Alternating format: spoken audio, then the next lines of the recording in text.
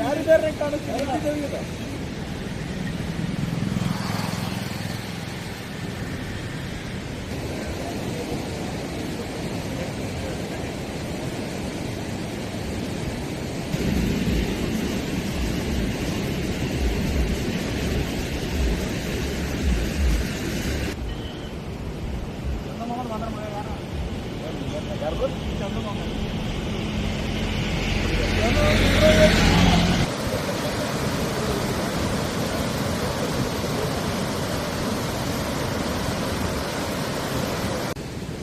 तर सर्व शेतकऱ्यांचा एकच उद्देश आहे की हा जो काही कर्नाटकचा बंधारा आहे त्याप्रमाणे खाली सुद्धा टाकळी किंवा हिरडीजवळ असल्याच प्रकारचा 1 TMCचा बंधारा या ठिकाणी ब्रिज कम बंधारा या ठिकाणी मंजुरी करून घ्यावी. जोपर्यंत मंजुरी होत नाही तोपर्यंत हा पाण्याचा हाल असं होत राहणार आहे.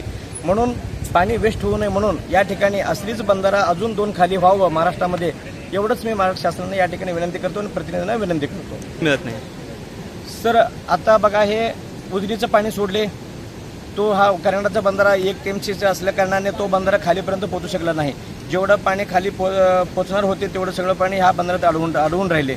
म्हणून खाली अजून 8 गावाला पूर्णतः पाणी पुरवठा झालेली नाही. आता बघा त्या 8 गावामधल्या कुरगोट म्हणा, लवंगी म्हणा, कारकल, मंद्रुप, या मंद्रुपचा पाणी पुरवठा मोठं गाव आहे. मंद्रुपचा पाणी पुरवठा सुद्धा याच भीमा नदीवरनं पाणी पुरवठा मंद्रुपला केला जातो. त्या ठिकाणी सुद्धा त्यांचा सुद्धा पाणी पुरवठा प्यायला सुद्धा पाणी नाही आहे असलं या ठिकाणी आपल्याला होऊन बसलेलं आहे. आणि शेतीला तर पाणी नाहीच नाही. असं प्रत्येक वेळेला झालं तर हा शेतकरी कंपल्सरी मला वाटतं हा कोरडवाहू शेतकरी होऊ शकतो. आता 100% शेतकरी सगळं ऊस बागायतदार आहेत. पूर्णपणे टोटली 100% शेतकरी आता इथं बागायत असल्या कारणानं हा पाण्याचा त्रास भविष्यात होऊ नये म्हणून या कारणानं सर्व प्रतिनिधींनी घेऊन आपला हा मनावर घेऊन हा पाणी सुरळीत करावं एवढंच माझी विनंती आहे. काय कारण आहे? कारण असं होता की टाकलेला अगोदर सोलापूर महानगरपालिकेला टाकलेपासून पाणी जात होते. त्यावेळेला शेतकऱ्याला काही अडचण नव्हती कारण त्या पिण्याच्या पाण्यासाठी महानगरपालिकेने तिकडं उजनीला किंवा त्या वरिष्ठ लेवलला तो मागणी करत होती, त्याप्रमाणे पाणी येत होती.